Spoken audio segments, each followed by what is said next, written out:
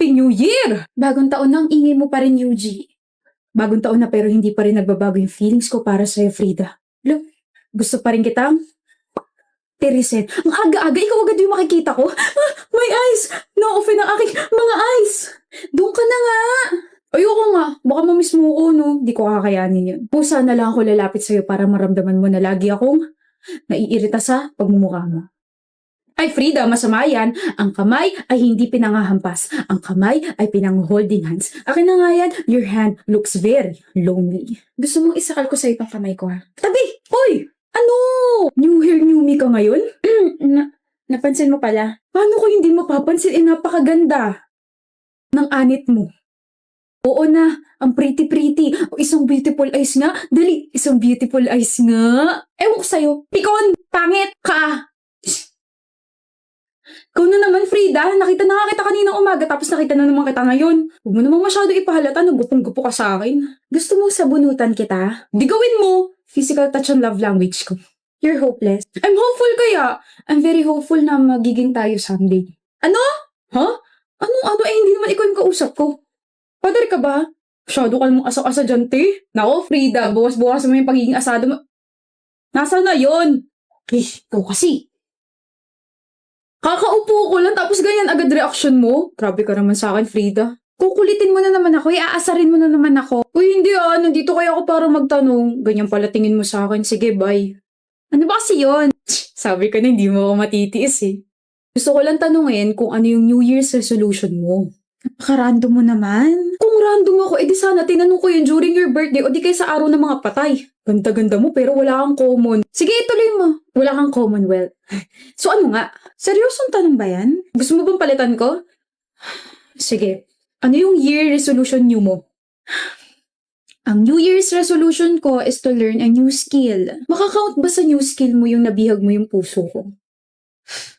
Thanks for answering my question. Sinusundan mo ba ako? Kapal talaga ng mukha mo. Pupunta akong kantin. Sinusundan mo nga ako. Doon din yung punta ko eh. Grabe ka na, Frida. Aminin mo na kasi. Hi. Veya, remember me? We used to hang out last year. Veya? We hang out kaya sa kondo ko. Nauntog ka ba sa pader, Brea? Veya, simula nang pumasok ako dito sa school, ang tanging ka-hangout ko lang ay itong babaeng pinaglihisa sa manang loob. Sirain mo pa relasyon naming dalawa? Dare kasi! Kahit na! Nakakasira ng buhay. Alam mo kung nakakamatay lang ang tingin, patay ka na. Tignan mo girlfriend ko, oh. Di sorry. Fail pala na landiin ka? Galit ka ba? Ito na nga ba sinasabi ko eh. Buwisit kasi na Brea and friends yun eh. Sirain pa mga plano. Girlfriend, relasyon. Hindi ko nalinaw sa kanya na nasa processing stage pa lang yung relationship natin. You're my super girlfriend and I'm your super boyfriend. Nakakainis ka. Ay naku Frida, dati pa kita gusto. Sa'yo lang naman ako lumalapit eh. Yung sinabi niya, walang katotohanan. Dahil sa kanya na-realize ko na gusto rin kita. Ha? Nagselos ako eh. Nagselos ka? Nagselos ka? Ulit-ulit gustong-gusto marinig? Oo, nagselos ako. Nagselos ka? Hindi ka nadulas? Hindi mo pagsisisihan yung sinabi mo? Kinabahan ako sa sinabi ng babae. Akala ko talaga. Wala na, nagbago na yung New Year's resolution ko. Gusto ko na lang maging masaya. Maging masaya sa feeling mo. Ang cringe. Frida! Ano? Kinilig ako, Frida. Ako naman palaging kinikilig sa'yo. Wait for me! Oh, look who's here! Hi, Sherry. Makikiraan lang. Ayoko nga. Sige, sa kabila na lang ako. Are you just gonna ignore the fact na halos lahat ng mga tao ngayon ay ayaw sa'yo? Ayaw nila sa akin? Are you dumb or just plain stupid? Manhid-manhidan, ganun? Hindi ko naman kasi talaga alam kung ano yung tinutukoy mo, Sherry. Almost everyone hates you tapos you're not even trying hard to fit in. Nakikipagkaibigan naman ako pero ayaw nila sa'yo kasi you're weird. You're weird daw. You have this aura na nakakadiri. Nakakadiri daw. Alam mo ba yun? Parang kahit walang ginagawa sa isang tao, makita mo pa lang siya, maiirita ka na, masusuka ka na, tapos parang gusto mo na siyang sakalin. Sabi nila, yun daw yung nararamdaman nila towards you. ano bang ginawa ko sa kanila? Nothing. I mean, Some people are just like that. Buti nga sinasabi ko lahat ng mga to sa'yo kasi kahit papaano naaawa ko sa'yo. Ikaw? Naaawa ka sa akin? We're not friends, but, we're still classmates. I'm worried about you and your mental health, Riri. Nag-aalala ka sa akin? Ibig sabihin pwede tayo maging magkaibigan. Maraming salamat, Sherry, ha? You're welcome. Muntik na nga ako masuka habang kausap siya eh. Bakit mo ba kasi siya kinausap? Eh, di ba may rule tayo na we're just going to ignore her for the rest of the year? I just wanna see kung ano magiging reaction niya. O tapos, mukha ka mo siyang tanga. Nagmamaang-maangan pa siya. Eh, alam ko namang aware siya sa mga tao may ayaw sa kanya. Feeling niya kasi masyado siyang inosente. Di kaya. Hindi naman ako aware. Alam mo ba, no sinabi ko na I'm worried about her, nagningning bigla yung mga mata niya na parang nakahanap bigla siya ng kakampi. Utong-uto si Kawawa not knowing na sa akin galing lahat ng mga rumors tungkol sa kanya. Speaking of rumor, wala ka bang bagong rumor na pwede ipagkalat dyan? Yung malala ha, yung tipo lalo siyang panditerihan, lalayuan tapos malay mo, saktan na siya physically. Matagal ko na itong pinag-iisipan. I think may pinagmamanahan ng pagiging weird. Ipagkalat mo na her mom is a witch. Witch as in mangkukulam? Yes, mangkukulam. Gusto ko yan! Good morning, class. Ay, class pa ba kayo? Out of 40, 10 lang kayo nandito sa classroom.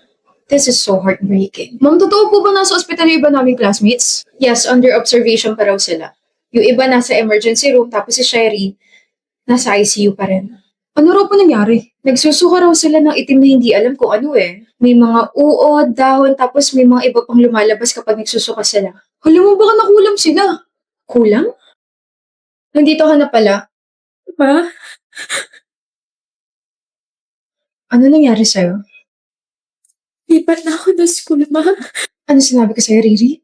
Hindi ikaw mag-a-adjust para sa kanila. Sila dapat. Pangalan?